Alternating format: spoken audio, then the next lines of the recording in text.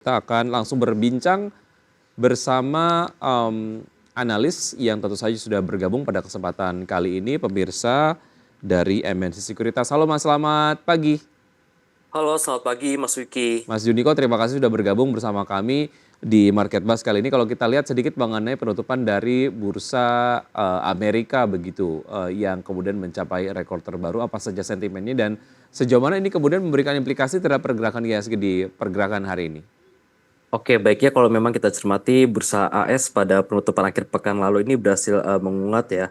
Dan juga kalau kita lihat penguatan ini juga terjadi pada sebelumnya juga. Nah, apa yang mendasari ataupun mendrive dari pergerakan dari bursa Amerika itu sendiri? Yang pertama, kalau kita lihat pada minggu kemarin ini ada rilis sejumlah data pasar ketenagakerjaan, di mana kalau kita lihat unemployment rate-nya ini naik ya menjadi 4,1%, sehingga hal tersebut ini turut menekan dari yield US Treasury yang akhirnya bullish untuk saham.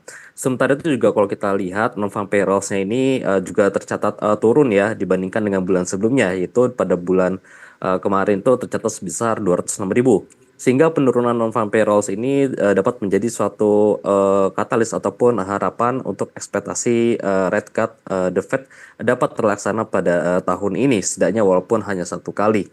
Dan kalau kita lihat juga di mana sebenarnya saham-saham US ini yang terus mencetak level all-time high-nya ini lebih cenderung didorong oleh dari saham-saham Magnificent Seven ya, atau 7 saham teknologi, di mana kalau kita lihat ada Nvidia salah satunya, di mana Nvidia ini diproyeksikan untuk net profitnya ini dapat tumbuh sekitar 5,8 kali hingga tahun 2028 ke depan. Sementara itu kalau kita lihat kenaikan dari saham Nvidia ini baru tercapai 4 kali. Dan seiring dengan kenaikan Nvidia yang sebagai market cap terbesar saat ini, tentunya bobotnya terhadap indeks itu sangat besar sekali ya, 30%-an something. Sehingga tentunya kenaikan dari Nvidia ini akan turut mendorong juga saham-saham yang ada di US, begitu Mas. Baik, artinya ini memang secara logik begitu akan memberikan dampak cukup signifikan mengenai pergerakan dari bursa-bursa utama di Amerika Serikat karena secara data juga dinilai favorable oleh investor begitu ya. Sejauh mana ini menjadi sebuah hal yang juga nampaknya mungkin cukup menjadi bekal optimisme lah di pergerakan IHSG di hari ini, Mas Raka. Oke, baik. Ya, oke, kalau kita lihat ISG pada beberapa pekan lalu ini telah terapresiasi ya dan cukup signifikan. Kalau kami dari MS Sekuritas lebih melihatnya agar terjadi penurunan ataupun koreksi sehat yang nampaknya harus dilakukan oleh ISG ya, agar dia dapat bisa mempertahankan trajektori dari bullish trendnya ya, begitu Mas. Baik, artinya secara target hari ini menurut Anda IHSG berada di level berapa? Oke, kalau dari MSC Sekuritas kami memandangnya di mana kenaikan ISG ini nampaknya akan sudah cenderung terbatas ya. Mhm. Untuk setidaknya sekali lagi menguji area resisten di level 7.265 hingga level 7.282 untuk membentuk wave 5 dalam kotak dari wave 1 dari wave 3 dalam kurungnya. Sehingga nantinya waspadai adanya potensi pembalikan arah untuk membentuk wave 2. Dan untuk level support yang kami tetapkan untuk ISG ada di level 7.059 hingga level 7.144. Kami tidak melihat adanya potensi untuk pelemahan ISG dapat berlanjut ke bawah level 7.000 setidaknya. Mhm, Begitu mhm, Mas. mhm. Baik, artinya tidak ada potensi untuk IHSG akan melemah di bawah level 7.000. Tadi level resesinya Anda juga sudah sampaikan.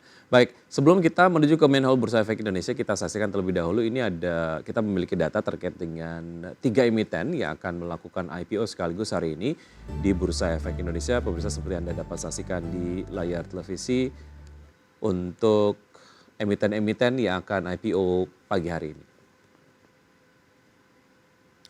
Ya, diantaranya adalah Bless, yang secara sektor ini adalah di sektor industri ringan dan semen mortar. Raihan dana ditargetkan 240,43 miliar rupiah. Kemudian juga ada IC ya, industri makanan dan masakan olahan yang ditargetkan adalah 72,5 miliar rupiah. Kemudian juga ada golf, bergerak di sektor jasa konsultasi manajemen dan pengelolaan lapangan golf. Dana yang ditargetkan adalah sebanyak 390 miliar rupiah. Kalau kita coba analisis satu persatu dari prospektusnya, Mas Raka, menurut Anda seberapa menarik tiga saham ini? Oke, baik. Kalau menurut saya, 3 saham yang akan listed hari ini, semuanya sama-sama menarik karena memiliki keunggulannya masing-masing ya. Dimana kalau kita bahas dari, Gulf dulu, dimana kalau kita lihat sekarang ini, para millennials dan juga, Gen Z ini, cenderung untuk, lebih, mengarah kepada hal-hal yang, sporty. Sehingga hal Mhm, tersebut ini nampaknya untuk Gulf ini mencoba untuk, menangkap, potensial ataupun captive market ke depannya seiring dengan, demand yang terus meningkat dari untuk masyarakat dalam berolahraga. baik. Sementara itu kalau kita lihat untuk, Blast ini kita lihat memang dia memiliki matriks keuangan yang cukup, solid dengan, return on equity-nya ini bisa saja mencapai, 30% di tahun, lalu.